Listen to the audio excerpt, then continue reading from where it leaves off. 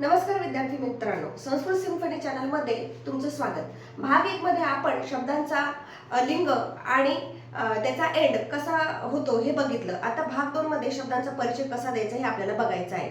जेणेकरून प्रश्न क्रमांक 2 मध्ये जो डी प्रश्न आहे त्याला तुम्हाला पूर्ण 1 मार्क मिळेल आणि प्रश्न क्रमांक 3 मध्ये दीर्घोत्तरीमध्ये त्या शब्दाचा परिचय देऊन त्याचं वाक्यामध्ये रूपांतर कसं करायचं याच्यासाठी तुम्हाला पूर्ण 2 मार्क मिळतील। चला बघूया परिचय कसा द्यायचा।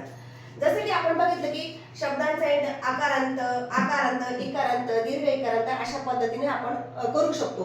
आता बघूया परीक्षेत आलेला कफस्य शब्द। कफस्य शब्दामध्ये सोपी एक ट्रिक सांगते।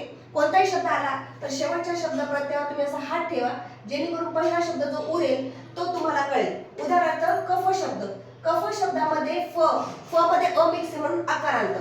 पण शब्दाचा परिचय आपण देणार कफ आकारांत, त्याचा लिंग तो कफ म्हणून पुल्लिंग आणि नाम आहे की सर्वनाम आहे की क्रियापदे, तर कफ हे नाम आहे म्हणून नामाचे। शब्द जर पाठ केला असेल तर तुम्हाला कफस्य षष्ठी विभक्ती एकवचन हे कळेल, षष्ठी आणि एकवचन। त्याच्यासाठी पूर्ण शब्द तुम्हाला पाठ करावा लागणार आहे। दुसरा शब्द आपण पित्तम घेऊया। पित्तम मध्ये जर मी विभक्तीवर हात ठेवला तर राहिला पित्त, त मध्ये अ मिक्स आहे म्हणून हा देखील आकारांत शब्द। याचा परिचय असा होईल पित्त आकारांत। आता याचे लिंग शोधताना मात्र ते पित्त म्हणून नपुंसक लिंग, नपुंसक लिंग नामाचे काय पित्तम पित्ते पित्तानी, प्रथमा द्वितीया एकवचन। हा झाला तुमचा पूर्ण परिचय। आता आकारांत शब्द आपण बला बी घेऊया। बला, बलामध्ये शब्द येईल तुमचा बला। आपण जर विभक्ती प्रत्ययावर हात ठेवला तर शब्द राहतो फक्त बला म्हणून बला। ल मध्ये आय म्हणून आकारांत। आकारांत शब्द हे नेहमी स्त्रीलिंगी असतात। आकारांत स्त्रीलिंगी, नाम आहे म्हणून नामाचे आणि विभक्ती आहे तृतीया बहुवचन, तृतीया बहुवचन। त्याच्यानंतर शब्द आहे इकारांत अग्नयः। अग्नयमध्ये मी यवर जर हात ठेवला तर अग्न, आणि आपण अभ्यास केलेला असल्यामुळे आपल्याला माहिती की तो अग्नी नाव आहे म्हणून अग्नी हा शब्द त्याचा निघतो। अग्नी हा इकारांत, ती अग्नी का तो अग्नी, तो अग्नी म्हणून पुल्लिंगी, इकारांत पुल्लिंगी नामाचे अग्नेय। अग्नी हे अग्नी, अग्नेयः प्रथमा, प्रथमा बहुवचन। असं पूर्ण तुम्हाला लिहायचं आहे। म्हणजे त्या शब्दामध्ये त्या शब्दाचा मूळ शब्द, त्या शब्दाचा एंड, तो पुल्लिंग आहे, नपुंसकलिंग आहे, स्त्रीलिंग आहे, नाम आहे की सर्वनाम आहे, विभक्ती आणि वचन, हे पूर्ण आल्यावर तुम्हाला पूर्ण 1 मार्क मिळतो। आणि शेवटचा आपण घेऊया धमनीषु। मी जर विभक्ती प्रत्ययावर हात ठेवला तर राहिला धमनी म्हणून मूळ शब्द आहे तुमचा धमनी।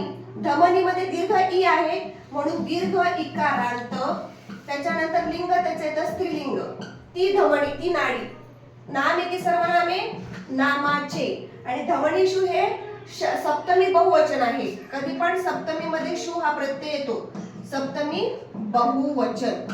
आता काही गोष्टी तुम्ही ट्रिक मध्ये लक्षात ठेवा मुलांनो, की भ्याम भ्याम हा शब्द जर आला तर द्वितीया, तृतीया, चतुर्थी, पंचमी मध्ये द्विवचन असतं। भ्य आलं तर चतुर्थी पंचमी असतं, भी आलं तर तृतीय असतं, नाम आलं तर षष्ठी असतं, स्य आणि नाम, आणि शु जर आलं तर सप्तमी असतं। असे छोटे छोटे ट्रिक जर तुम्ही लक्षात ठेवला तर तुमचा प्रश्न क्रमांक 2 आणि प्रश्न क्रमांक 3 5 आणि 10 मार्क असे तुम्ही पूर्ण मार्क परीक्षेमध्ये घ्याल ही मला पूर्ण खात्री आहे। त्यामुळे आता हा व्हिडिओ इथेच थांबवते।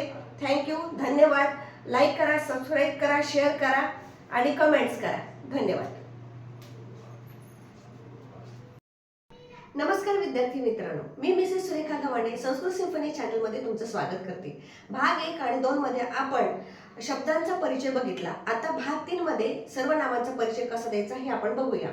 हा परिचय आपण कोणासाठी देतो? प्रश्न क्रमांक 2 डी आणि प्रश्न क्रमांक 3 ए। तर कोणती सर्वनामे महत्त्वाची परीक्षेच्या दृष्टीने? तर परीक्षेच्या दृष्टीने सगळ्यात महत्त्वाचं सर्वनाम आहे अस्मत् सर्वनाम, ज्याला आपण उत्तम पुरुषवाचक सर्वनाम म्हणतो। त्याच्यानंतर दुसरं सर्वनाम आहे युष्मत, ज्याला आपण मध्यम पुरुषवाचक सर्वनाम म्हणतो। आता अस्मत् सर्वनामाचा अर्थ काय? मी आणि आम्ही। युष्मत सर्वनामाचा अर्थ काय? तू आणि तुम्ही। तत् सर्वनाम जे आहे त्याची रूप पुल्लिंगी, स्त्रीलिंगी, नपुंसकलिंगी या तिन्ही लिंगामध्ये चालतात। त्याला प्रथम पुरुषवाचक सर्वनाम म्हणतात. तुम्हाला परिचय देताना या गोष्टी महत्त्वाच्या लिहायच्या आहेत, म्हणून मी हे फार ठासून तुम्हाला सांगत आहे, याच्याकडे चांगलं लक्ष द्या. नंतर त्याच्यानंतर यत जे सर्वनाम आहे त्याचा अर्थ आहे तो, ती, ते. पुल्लिंगात अर्थ तो, स्त्रीलिंगात ती आणि नपुंसकलिंगात ते. यत जे आहे यात देखील त्याचा परिचय देताना प्रथम पुरुषवाचक सर्वनाम म्हणूनच परिचय द्यायचा आहे.